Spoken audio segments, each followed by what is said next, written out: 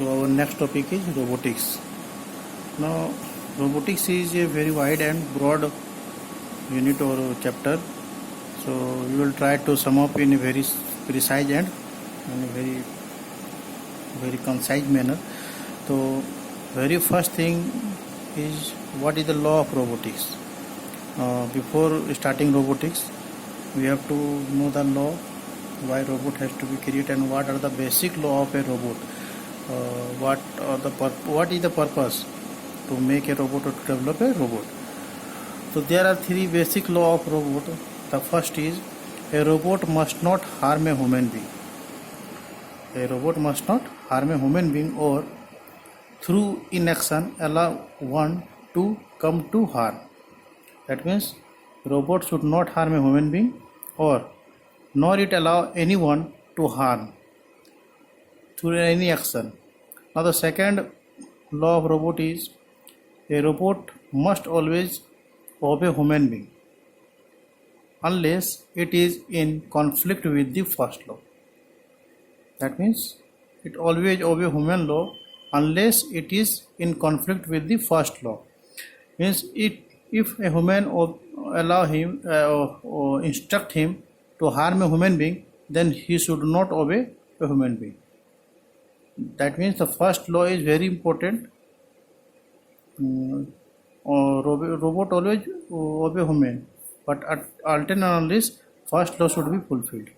Now the third one is, a robot must protect itself from harm unless it is conflict with the first or the second law.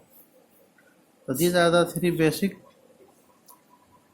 laws of robotics.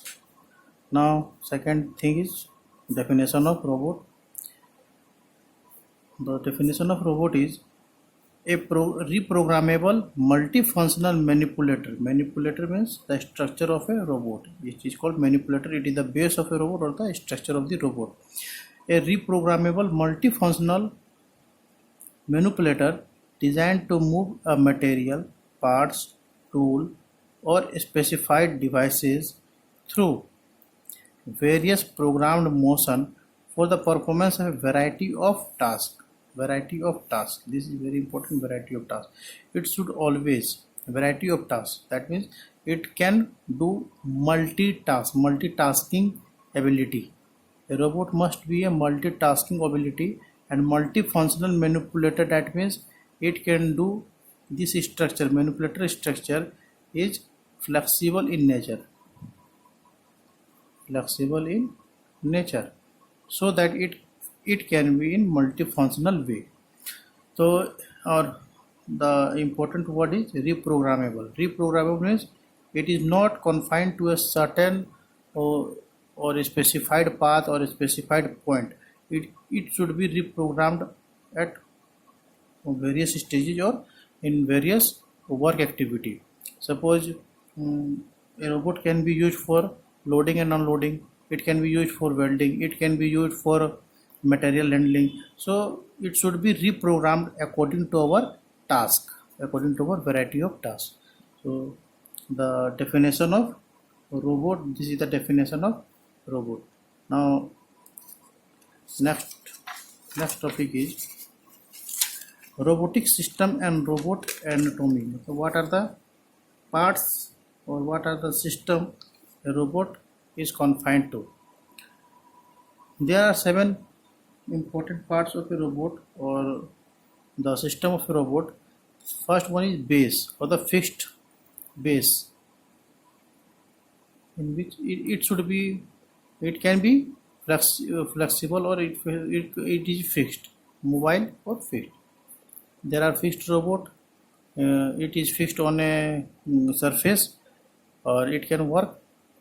This type of robot is generally used in material handling and loading and unloading situation, while mobile robots are generally used for carrying one part to another point, or it can take the material from one path to other point. And mobile robots are mostly used in day-to-day life. Now second is a manipulator arm with several degrees of freedom.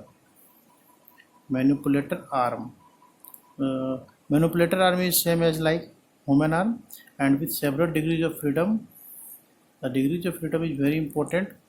So with several degrees of freedom, so that it can, if the number of degrees of freedom is more, then it is a robot is more capable of doing work or the multi work. Now next point is an end effector or gripper. This is very important, like our finger.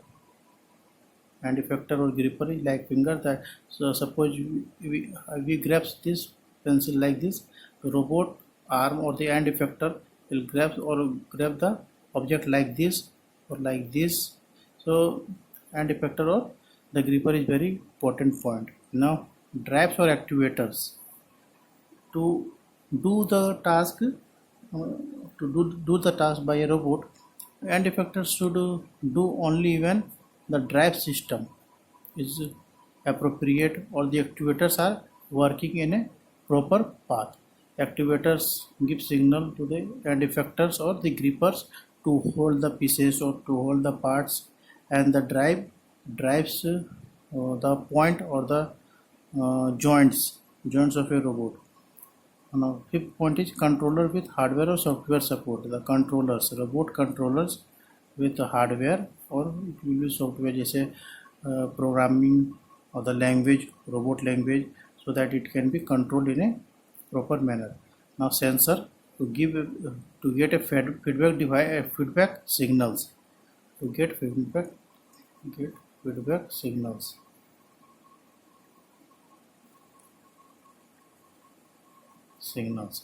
So robot is, different types of sensors are used in robots. Interfaces is very important. Interfaces is to interact with the outer world. Interact with outer world.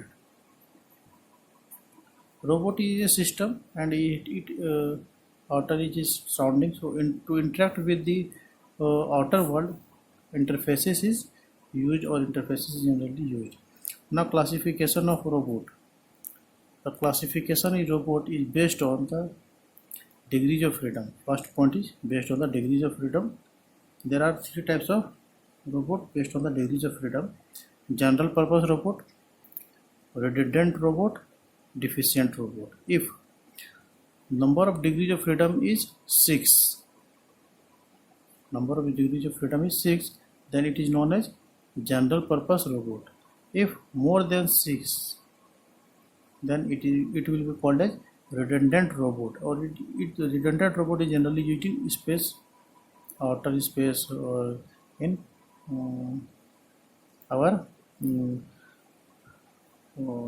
outer space. Suppose that robots are sent to the Mars or the moons for collecting the data, then redundant robots are generally used in those kind of works.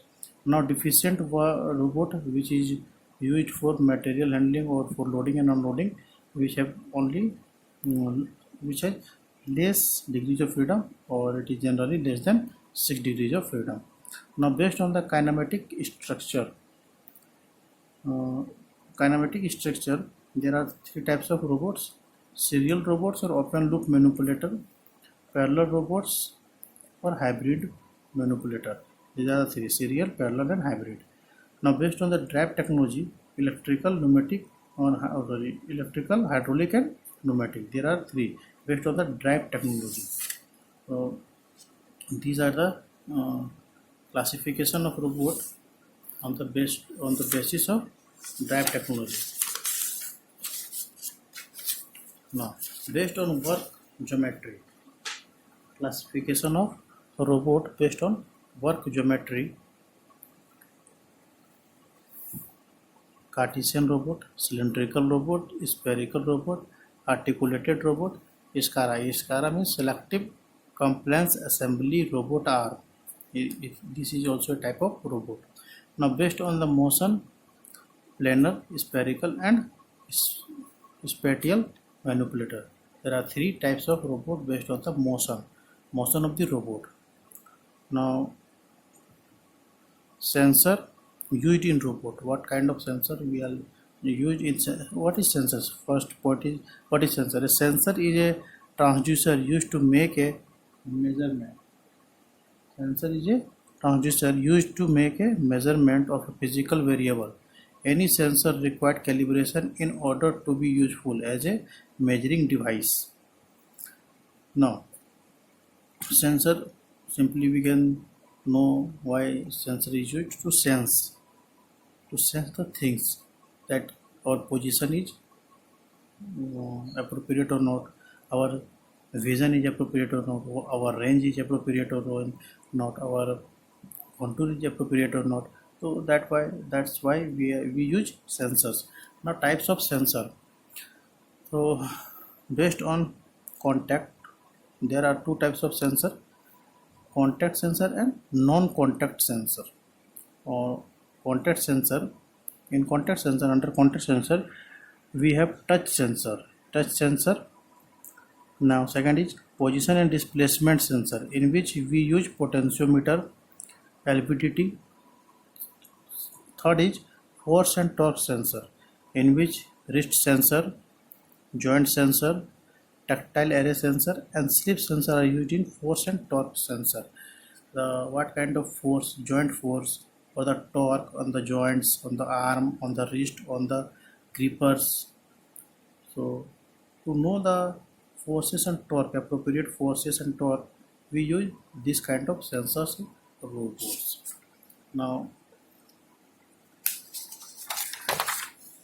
non-contact sensors are proximity sensor. As we all know that proximity sensor is a non-contact type of sensors. Only through the light wave or the light rays we can detect a object, or we can detect the things based on light rays. So proximity sensor is one kind of non-contact sensor. Electro-optical imaging sensor, optoelectronic sensor, these are the non-contact type of sensor. The optoelectronic sensor is generally used for contour picture of the workplace. So suppose our workplace is in contour shape, that is in uneven shape, then we have to so the robot has to collect the contour pictures of the workplace, and accordingly we can work. So that non-contact sensor of optoelectronic sensor is used. Now, in our next video we will discuss about the robots and effectors, drive system, and the robot languages in programming. So thank you very much.